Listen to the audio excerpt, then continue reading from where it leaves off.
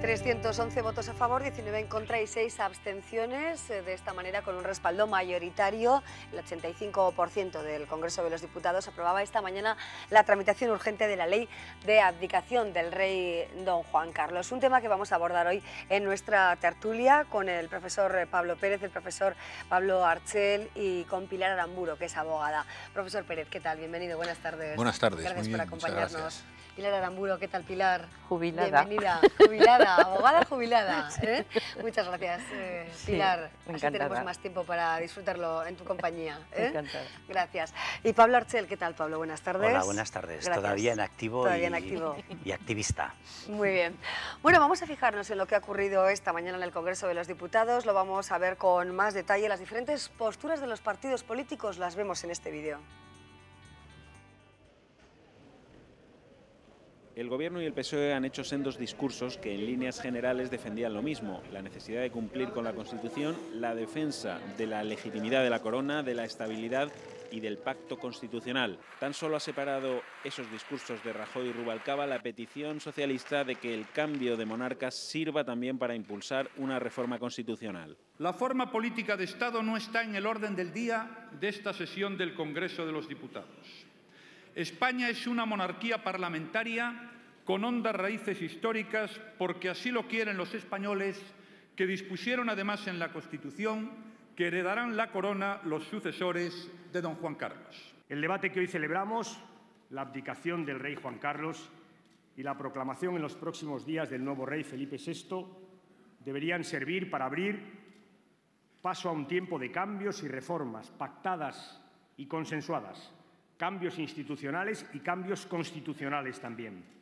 Unión del Pueblo Navarro se ha sumado a la defensa de la monarquía, tanto desde su legitimidad constitucional como de la prosperidad y estabilidad que ha supuesto para España. Podemos aprovechar este relevo para proyectar al mundo estabilidad institucional y madurez democrática. O podemos perdernos en proyectar al mundo viejas nostalgias, arribismo y división. En Unión del Pueblo Navarro miramos siempre al futuro en clave de esperanza, no en clave de amenaza. Por su parte, Gueró Abay ha echado en cara al bipartidismo del PP y el PSOE, que están haciendo oídos sordos a lo que pide y quiere la sociedad, y ha pedido un referéndum. Oídos sordos al varapalo de las europeas, oídos sordos al jaque al bipartidismo y ahora oídos sordos a poder formular un referéndum sobre el modelo de Estado. Gora Euskal Errepublika. Amaiur, que no ha participado en la votación, pero sí en el debate, ha hecho un discurso extremadamente crítico con la monarquía, una forma de Estado, ha dicho el diputado navarro Sabino Cuadra, que ha amparado la corrupción, la tortura y la represión. Juan Carlos I, sí, el rey de las dos caras, ha dimitido. El que fue designado sucesor por Franco, aquel dictador genocida, a quien juró lealtad, y quien después, sin despeinarse siquiera, se convirtió en demócrata de toda la vida. El portavoz del PP, Alfonso Alonso, ha respondido a Cuadra tildando su discurso de despreciable y acusándole de ser más partidario de los homenajes a ETA que de los homenajes al rey. Pues ahí tenemos las frases más destacadas a lo largo de esta sesión, las vamos a valorar ahora y doy los datos de nuevo porque les he dicho que eran 311 votos a favor, son 299 votos a favor, 19 en contra y 23 abstenciones, las que han supuesto que se apruebe la tramitación urgente de la ley de abdicación.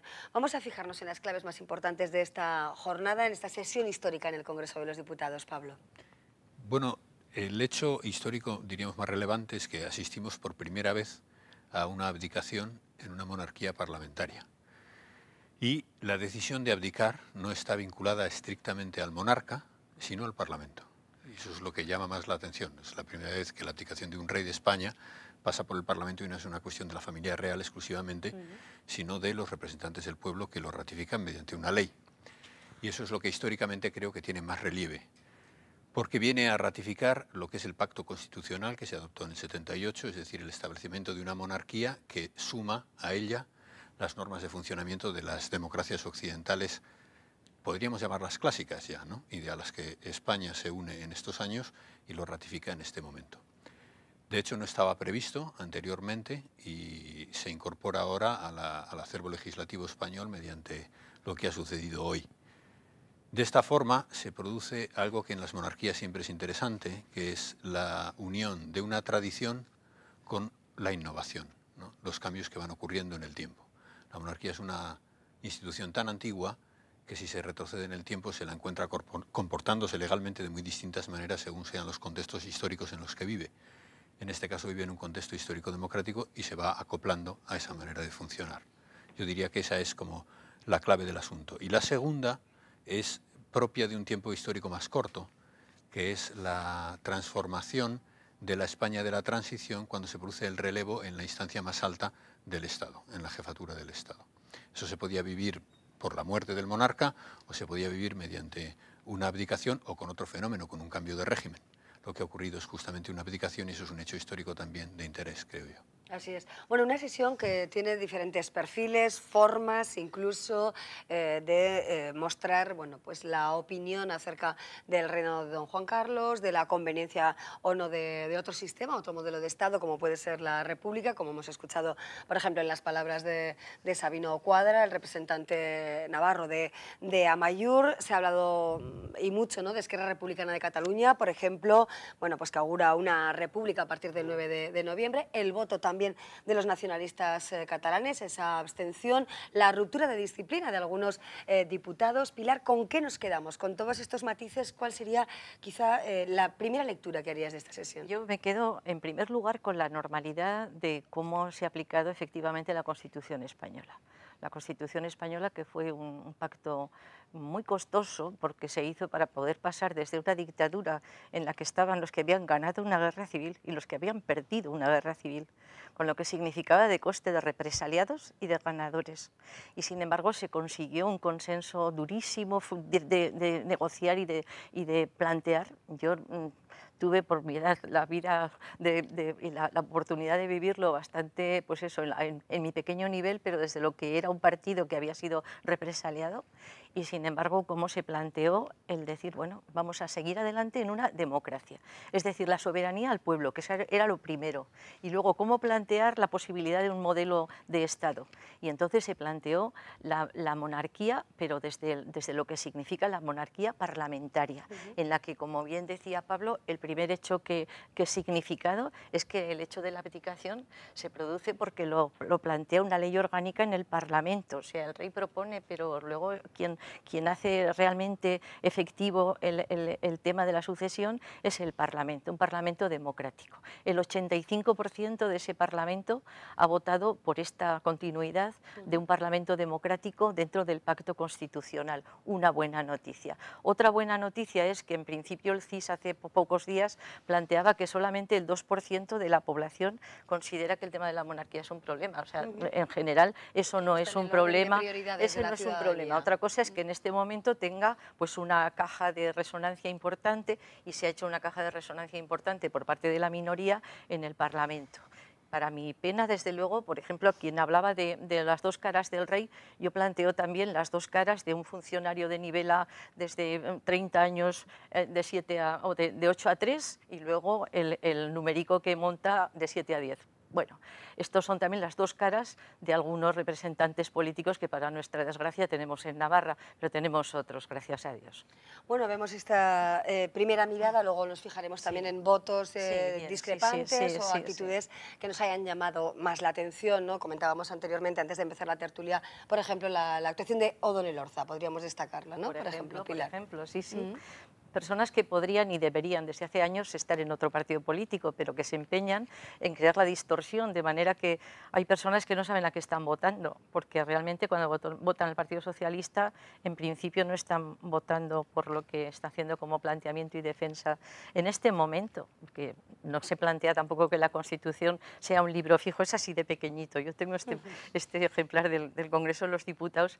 Esta realmente fue la norma de consenso y de paz en la etapa en la que hemos vivido 35 años, de progreso también, y en la que en este momento de crisis actual, salvando lo que significa no tanto la norma cuanto lo que es el modelo moral de sociedad en el que tenemos que recuperar la moral social y en ese sentido sacudirnos toda esa corrupción, toda esa locura de falta de moral social que tenemos en este momento incardinada en el país. Salvado eso, lo que está en problema es eso, no la norma. La norma está todavía muy válida y lo que sí pienso es que goza de buena salud salud y que tampoco es una cuestión inamovible, que está sujeta a posibilidades. Pero cuando se está en un partido conviene guardar lo que significa su ABC, porque eso es lo que votan los ciudadanos. Pablo Archel, ¿qué sería lo más destacable de los diferentes planteamientos? Abundaremos también en el discurso del presidente del Gobierno, Mariano Rajoy, que ha insistido en la normalidad, en ningún momento ha hablado de la reforma de la Constitución, pero para ti, ¿cuáles serían los ejes de esta sesión clave en el Congreso? Bueno, se ha aludido aquí bastante a que somos herederos de un pacto constitucional y que por lo tanto los pactos están para cumplirse y que la norma máxima o la Carta Magna pues debe ser seguida fielmente por toda la ciudadanía, ¿no? Claro, esto es cierto en parte. Yo creo que los pactos tienen que estar al servicio de la ciudadanía y no los ciudadanos al servicio de unos pactos. Y Pilar, que es buena conocedora de esta tierra y que ha dicho que participó activamente en la gestación de la transición en esta comunidad, pues habrá que recordar también el momento histórico especial que se vivieron en aquellos años. Yo creo que 34 o 36 años después, yo creo que nos merecemos una reconsideración de los principios que alumbraron esa Constitución, y si ahora no es el momento, como decían algunos destacados dirigentes del Partido Socialista, pues yo me preguntaría que cuándo llegará el momento, ¿no? Eso por un lado, pactos pues al servicio de la ciudadanía y no ciudadanos atados a unos pactos, en cualquier caso revisables. Y en segundo lugar, un elemento que también me gustaría destacar es, escuchando algunas de las intervenciones de esta mañana en el Congreso de los Diputados, yo creo que en general se están depositando excesivas expectativas en lo que el advenimiento de Felipe VI va a suponer para la sociedad española. Se está diciendo que puede ser un elemento que puede contribuir a la regeneración de la democracia, que puede contribuir al impulso democrático del país. Bueno, yo creo que si estamos de acuerdo en que el rey reina pero no gobierna, depositar demasiadas expectativas en el papel mediador o en el papel intercesor que la monarquía puede jugar en la regeneración de la vida política, yo creo que sería descargar responsabilidades sobre unos políticos que muchas veces se han comportado de manera inepta.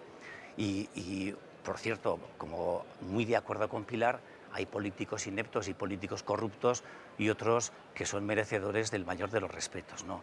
Pero quien se tiene que ganar el respeto y la consideración y el aplauso de la ciudadanía son los políticos con su quehacer, y yo creo que difícilmente la monarquía puede contribuir a la regeneración de la clase política, porque entonces ya estaríamos hablando de otra cosa, o estaríamos hablando de una monarquía que va más allá del control parlamentario. Cada uno tendrá su misión y, bueno, no está bien que lo diga un republicano y un republicanista convencido, pero yo creo que la monarquía tendrá que atenerse a sus limitadas funciones y, desde luego, no hacernos demasiadas expectativas de lo que la monarquía puede suponer como modelo de regeneración de la democracia. Bueno, ahora se debate entre estas dos cuestiones, la abdicación del rey y el futuro príncipe, del modelo de Estado, ¿no? Y hay quien se pregunta si se está idealizando la República o bueno, si nos puede servir, por ejemplo, lo ocurrido en la Segunda República en nuestro país, ¿no? Parece que ahora bueno, hay personas proclives, ¿no?, a este modelo de Estado. ¿Cuáles podrían ser sus beneficios o sus desventajas en este momento que estamos viviendo? Bueno, un cambio de régimen es siempre una decisión de un hondo calado, que supone la apertura de un debate hasta la raíz de los modos de organización de la vida común. Eso supone que hay que estar en disposición de abordarlo con tranquilidad de ánimo y al mismo tiempo con expectativas de conseguir algo mejor. Nadie se plantea cambiar algo para conseguir algo peor. Y más teniendo en cuenta que la elección entre monarquía y república es una elección siempre entre dos cosas que tiende a dividir en dos partes casi iguales, equidistantes a un país. Son pocos los países que han pasado de la monarquía a la república mediante un referéndum. El caso que tendríamos, por ejemplo, es el italiano, ¿no? Es el más próximo y tanto por cultura a nosotros como cronológicamente. En el año 46 se produjo ese referéndum con un resultado apretado que dividió mucho al país entre el sur, que votó monárquico, y el norte, que votó republicano. Esa diferencia todavía se nota hoy. ¿Funciona mejor la democracia italiana por ser una república que si fuera una monarquía? Creo que la respuesta en términos históricos es que no. De hecho, el sistema italiano es muy inestable y sería difícilmente compatible, por ejemplo, con el modo de funcionar español. Y pone ante una realidad que es clara, que es que la forma de Estado no garantiza directamente el buen funcionamiento de las instituciones. Esto que acaban de mencionar mis compañeros de tertulia es importante. O sea, es la calidad, el fuste moral y el fuste político de las personas que hacen día a día esto lo que cambia las cosas. El cambio de monarca es un cambio de persona que siempre es importante, porque las personas siempre son decisivas, aunque no lo sea en términos de poder institucional directo. El mero hecho de que cambie la persona cambia cosas, siempre, como el hecho Bueno, ya de que... conocemos algunos de los planteamientos que hace el príncipe ya únicamente en cuanto a la toma de posesión, podríamos decir así, ¿no? Aunque no sea lo más correcto, de su cargo como futuro rey, y hay algunas novedades, ¿no? En cuanto a bueno, pues limitación de gastos, por decir de alguna manera, o limitación de invitados también. Eso nos puede hacer entrever o hacer pensar en un modelo distinto al que puede plantear Felipe VI en este país. Felipe VI tiene un papel de arbitraje y de representación muy escasa en el sentido de funciones, o sea, precisamente en lo que es una democracia parlamentaria, como en este momento monarquía parlamentaria, como tenemos en España, significa que el rey no gobierna. Y esto es real, que no gobierna, es decir, cuando se le atribuyen, es que tenemos 6 millones de parados porque tenemos un rey, bueno, esto es una cuestión de esta sociedad, de estos gobiernos, pero desde luego el rey en eso no tiene la posibilidad de tener competencias. Sí tiene, por ejemplo, alguna exigencia social, que es la austeridad, está claro. Una regeneración en el sentido, por ejemplo, de que la ley de transparencia también se pueda aplicar a la corona, o sea, pues que haya una transparencia en todo lo que significa, y esto serían actitudes positivas que podríamos reconocer en un nuevo modelo, ¿no? O sea, me parece que eso es importante. Pero luego, en cuanto a los pactos al servicio de la ciudadanía que comenta Pablo Archel, yo tengo la sensación de que precisamente la ciudadanía esos pactos los renueva cada vez que vota, y aquí tenemos el 85% de la ciudadanía representada en unas elecciones libres. Realmente lo que ha significado es que los ciudadanos apoyan esta situación de sucesión. Esto es lo que los ciudadanos tenemos como buena herramienta, además de otras. Pero es más, el referéndum al que ahora se hace referencia no es que no está previsto. Está previsto un referéndum cuando hay un procedimiento en el que después de los 2/3 del Congreso que tomen una opción en el modelo de Estado diferente, en una propuesta de modificación constitucional, al final lo que se produce también es un referéndum. O sea, nosotros también estamos llamados a un referéndum siempre que haya una propuesta que desde nuestros representantes de los ciudadanos, que por 2/3 en este arco parlamentario signifique la posibilidad del cambio, pues ahí estará el referéndum que corresponde, ¿no? O sea, que no está previsto, es que el paso es después de. Lo que no podemos plantear es que ahora cambiemos la legalidad de las cuestiones en vigor, porque o estamos en la legalidad o estamos en la pancarta, o estamos en el boletín oficial o estamos en la pancarta. Es lo que decía Ramón Rubial, no lo dice Pilar Aramburu. O sea, realmente ¿por dónde se da la revolución? Pues por el boletín oficial, y lo decía un socialista del renombre de Ramón Rubial. Entonces, eso es lo que se está planteando en los partidos democráticos como el camino a seguir para que realmente ahora pueda haber un referéndum que cambie el modelo de Estado.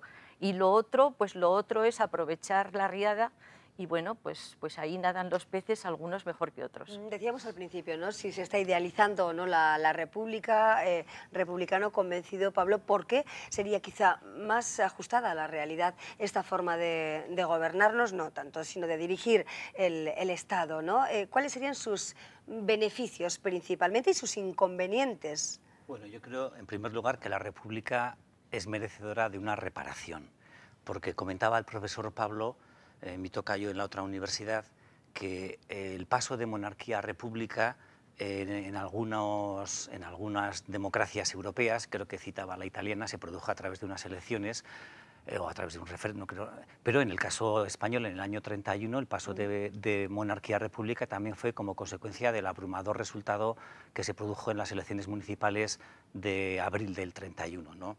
Lo que ya ha cambiado bastante ha sido el paso de la república a la monarquía. Yo no conozco los pasos o el mecanismo que se arbitró en algunos otros países, pero conozco bien, y todos somos conocedores y buenos conocedores del trauma que vivió España para el cambio de modelo, ¿no?, que fue a través de un golpe de Estado ilegítimo y a través de una cruenta guerra civil, ¿no? Y contestando también a lo que me preguntabas, yo creo que, porque ha comentado también Pilar alguna cuestión a este respecto, decía, hombre, el 85% de los diputados han votado a favor del relevo generacional, han aprobado la ley o el proyecto de ley, ahora ya ley aprobada por el Congreso de abdicación. Hombre, no es que sea rizar mucho el rizo, pero tendríamos que preguntarnos también si directamente a cada uno de los diputados se les hubiera preguntado su opción, probablemente el resultado habría sido diferente. Y también, y con esto si quieres doy paso al siguiente contertulio, que hace menos de un mes hemos asistido a unas elecciones europeas que han cambiado radicalmente el mapa político de nuestro país. Nos han dado unos resultados que, si eso lo trasladáramos al Congreso de los Diputados con una ley electoral más justa y más equitativa que la que actualmente rige las elecciones generales, pues tendríamos una Cámara bastante diferente a la que hoy se ha pronunciado sobre un hecho bastante trascendental. No es que la decisión de hoy no sea legal, claro que es legal, faltaría más, y tendremos que acatar lo que hayan democráticamente elegido nuestros representantes. Pero creo que tiene una brecha de legitimidad porque no sé si la Cámara de hoy representa al sentir de hoy de la ciudadanía. No es que tengamos que hacer elecciones cada 3 meses, pero yo creo que el cambio de foto ha sido bastante esclarecedor con lo que teníamos antes del 25 y después del 25. Vemos también votos discrepantes en algunos partidos. No sé si esa línea os parece la conveniente, pero despista, valga la expresión coloquial, a cualquier ciudadano ver grandes diferencias, por ejemplo, en el modelo a elegir por parte de un partido político. Quizás sea algo más libre dentro del partido, pero desorienta más al posible votante, ¿no? Sí, la interpelación y la petición que hizo precisamente Izquierda Unida y otro partido en cuanto a que fueran votos nominativos ha hecho retratarse con libertad a cada cual, porque ahí nadie tenía una coacción, está dentro de lo que significa pues el grupo parlamentario, lo que se ha debatido en él. Claro, pero los ciudadanos votamos a un partido, no a una persona de cada partido. Listas cerradas, se votan listas cerradas. El día que haya listas abiertas, a mí me parecerá muy bien, a mí me parecerá estupendo. Como también me parecería bien el que pudiera haber, pues, no sé, otras consultas sobre otras cosas. Ahora, el traslado que en este momento se está haciendo del resultado de las elecciones europeas al Congreso de los Diputados actual, pues es una cuestión interesada. O sea, nosotros no podemos estar aplicando en un cesto de peras al cesto de las manzanas. O sea, realmente se han votado peras. Hemos votado el Parlamento Europeo, que aunque somos todos europeos y decimos que el Parlamento Europeo no está lejos, pero un poco distante sí lo vemos. Entonces aquello pues tiene una posibilidad de riesgo a la hora de votar que permite un poco unas alegrías que en otras cuestiones más interesadas, más cercanas, a veces la ciudadanía no aplica de tal modo, de manera que no se puede hacer un mimetismo absoluto entre el cesto de peras que hemos obtenido ahora y el de manzanas, que tocará cada 4 años y que tocará cuando toque, porque tampoco ahora tenemos que precipitar la cuestión de las elecciones, porque no son menos representativos durante 4 años los representantes que tenemos en el Congreso, no se han devaluado porque haya habido elecciones europeas, son tan legítimos representantes de la soberanía nacional como lo eran el día que salieron proclamados en este resultado electoral, el de las Cortes Generales. Entonces, en ese sentido, yo comprendo la lectura interesada, pero habrá una gran sorpresa cuando el día que haya elecciones estemos también queriendo hacer traslados, a ver cómo haríamos también entonces la proyección europea. Bueno, no va a salir la cuenta. Tiempo para mucho más. Una última lectura de esta sesión extraordinaria que hemos tenido la oportunidad de vivir. Profesor Pérez, profesor Archel, y nos despedimos. Sí, bueno, yo creo que por un lado hay que subrayar lo que decía antes, que es la normalidad institucional instaurada, y por otro lado señalar que desde el punto de vista histórico, que es lo que a mí me corresponde quizá un poco más, la expectativa de que la República, que antes lo mencionaba Pablo Archer, que la República fuera como un sueño de libertad que se perdió en los años 30, creo que conviene decir que no se vivió tanta libertad en los años de la República como los que se ha vivido en los años de la monarquía parlamentaria. O sea, los años de mayor libertad política de la historia española son los vividos a raíz del Pacto Constitucional del 78. Basta estudiar la época de la República para darse cuenta que aquello tuvo unas limitaciones muy fuertes, consecuencia del momento histórico en que se vivía y consecuencia de la violencia política también que existió en aquellos años. Entonces no conviene dejar de valorar esto. Nos despedimos. Sí, 2 breves apuntes. Yo creo que Juan Carlos I se va a ir va a dejar su reinado con 2 cuestiones de interés y sin resolver. Yo creo que uno sería su papel en el 23F, un papel todavía sin aclarar, hay versiones muy contradictorias, estamos sabiendo cosas, pero todavía hay un pacto de hierro entre el Partido Socialista y el Partido Popular para mantener clasificados todavía algunos de los documentos que no sabemos hasta dónde le podrían comprometer. Por lo tanto, una exigencia democrática sería que se desclasificaran algunos de los documentos del 23F.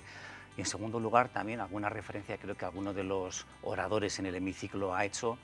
Yo creo que el patrimonio que acumula la Casa Real, que lo citaba de New York Times en una información de septiembre de 2012, está cifrado en 2.300 millones. Claro que ahí están incluidas algunas propiedades como fincas o casas que son de control del gobierno, ¿verdad? Sí, pero descontando eso queda todavía un importante ejercicio de transparencia que tendrá que hacer para que se...